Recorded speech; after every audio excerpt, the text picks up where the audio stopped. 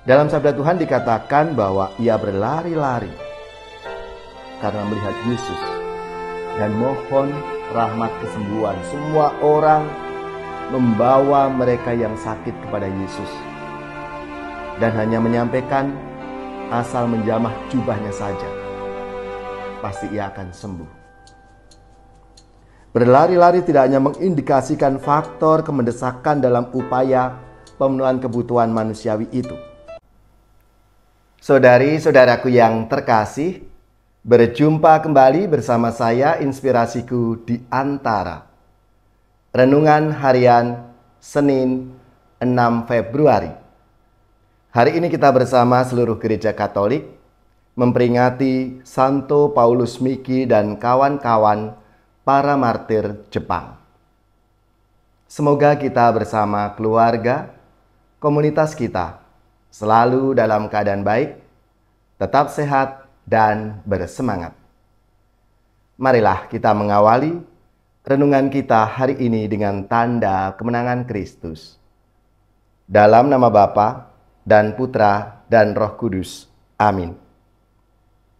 Allah Bapa sumber kekuatan, Engkau berkenan memanggil Santo Paulus Miki dan kawan-kawan untuk memperoleh kehidupan melalui salib.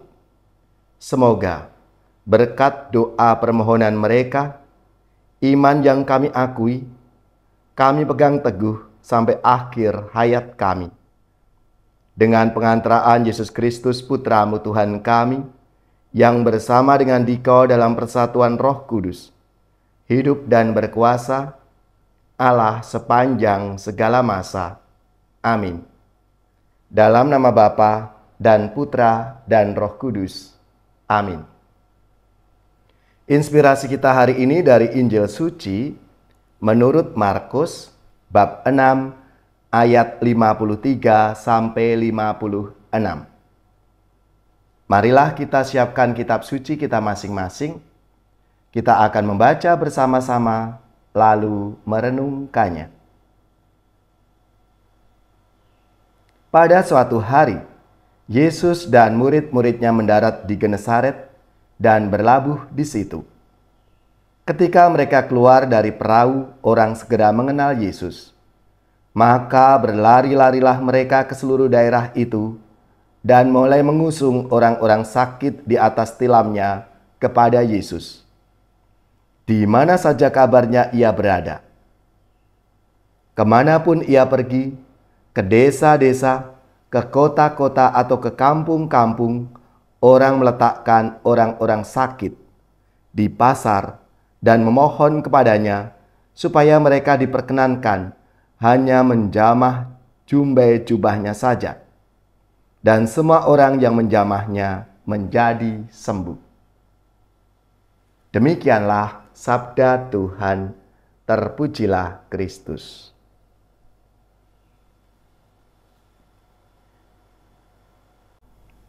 Saudari-saudaraku yang terkasih, hari ini 6 Februari, Gereja Katolik memperingati Santo Paulus Miki dan kawan-kawan para martir Jepang yang hidup tahun 1562 sampai 1597.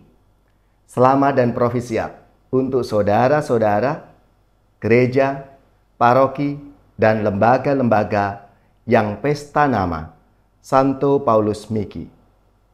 Semoga semangat dan teladan hidup mereka memberi inspirasi dalam hidup dan karya pelayanan kita semua. Paulus Miki merupakan salah satu iman Yesuit pertama di Jepang yang dengan gigih bekerja sama dengan para misionaris dari Spanyol untuk mewartakan iman Kristiani. Usahanya mendapat banyak tantangan dari pemerintah. Ia harus menjalani masa-masa sulit yang diwarnai dengan penganiayaan selama 2 tahun. Sampai akhirnya 5 Februari 1597, Paulus Miki bersama-sama 25 kawannya dibunuh sebagai martir di Nagasaki. Setelah ditahan dan dianiaya, mereka disalibkan, kemudian dibunuh dengan pedang.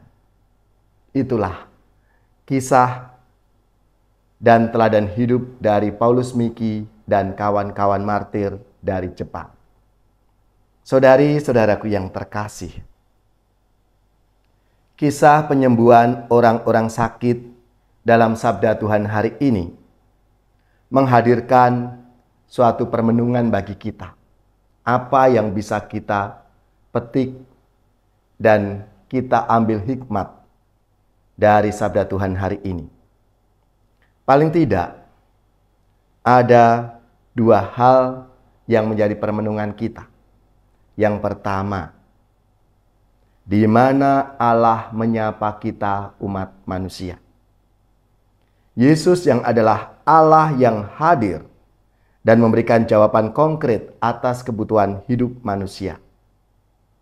Sakit dan penyakit adalah bagian dari siklus hidup manusia yang perlu untuk mendapatkan penanganan segera mungkin. Oleh karena itu, karya penyembuhan ini membuktikan bahwa Yesus adalah Allah yang berkuasa dan menjadi penjamin bagi kelangsungan hidup manusia. Dengan kehadiran Yesus, sungguh menyatakan kehadiran Allah sendiri yang menyapa umat manusia. Lalu yang kedua, yaitu prinsip iman. Dalam sabda Tuhan dikatakan bahwa ia berlari-lari karena melihat Yesus dan mohon rahmat kesembuhan. Semua orang membawa mereka yang sakit kepada Yesus dan hanya menyampaikan asal menjamah jubahnya saja, pasti ia akan sembuh. Berlari-lari tidak hanya mengindikasikan faktor kemendesakan dalam upaya pemenuhan kebutuhan manusiawi itu. Berlari-lari juga merujuk pada keyakinan terhadap kuasa Allah dalam hidup manusia. Prinsip iman inilah yang melahirkan gerakan menuju Allah yang dikonkretkan melalui upaya untuk mencari dan menemukan Allah dalam pengalaman hidup manusiawi.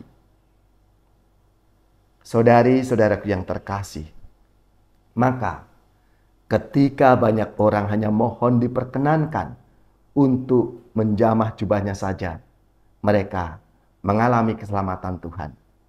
Semoga dalam hidup harian kita pun juga merasakan sentuhan Tuhan itu dalam hidup kita. Jamahan Tuhan dalam hidup kita setiap hari. Sehingga kita yang sakit disembuhkan, yang menderita dikuatkan, yang mempunyai persoalan diberikan jalan keluar yang baik. Dan yang tidak berpengharapan, kita diberi semangat untuk hidup bersama Tuhan.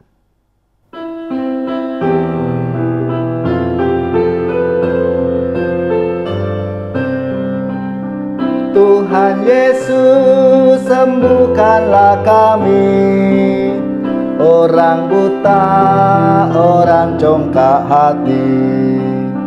Dari mati hidupkanlah kami, dari dosa bersihkanlah kami, Tuhan Yesus.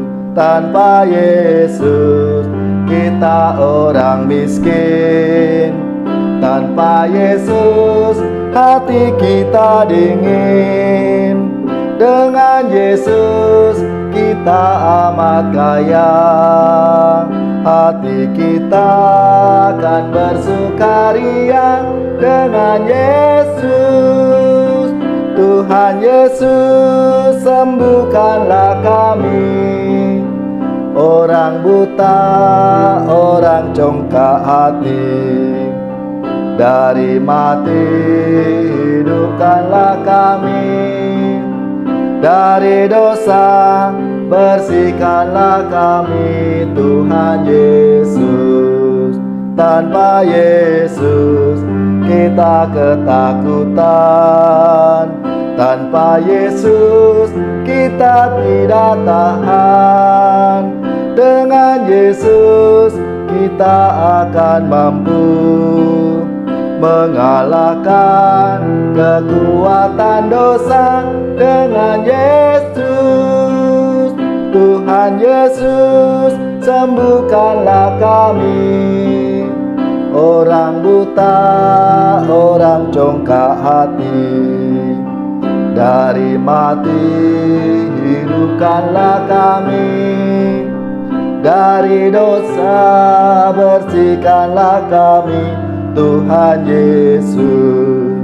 Tanpa Yesus kita kesunyian. Tanpa Yesus kita akan hilang.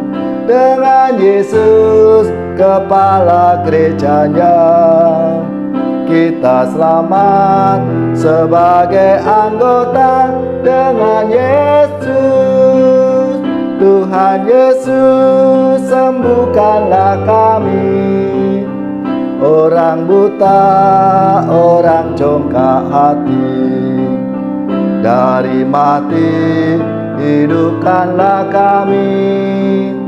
Dari dosa bersihkanlah kami, Tuhan Yesus. Tanpa Yesus kita bagai buta. Tanpa Yesus tersesatlah kita. Dengan Yesus cahaya dunia, jalan terang menuju bahagia. Dengan Yesus, Tuhan Yesus, sembuhkanlah kami. Orang buta, orang congkak hati, dari mati hidupkanlah kami. Dari dosa bersihkanlah kami, Tuhan Yesus. Saudari-saudaraku yang terkasih, marilah kita mengakhiri renungan kita hari ini dengan mohon berkat Tuhan. Dan kita akan menerima tugas perutusan. Marilah kita siapkan hati kita untuk menerima berkat-Nya. Semoga saudari-saudara sekalian, keluarga-keluarga dan komunitas kita, orang-orang yang kita doakan, mereka yang sakit, yang menderita, seluruh tugas, belajar, pekerjaan, usaha serta karya pelayanan kita dibimbing, dilindungi dan diberkati oleh Allah yang Maha Kuasa, Bapa dan Putra dan Roh Kudus. Amin.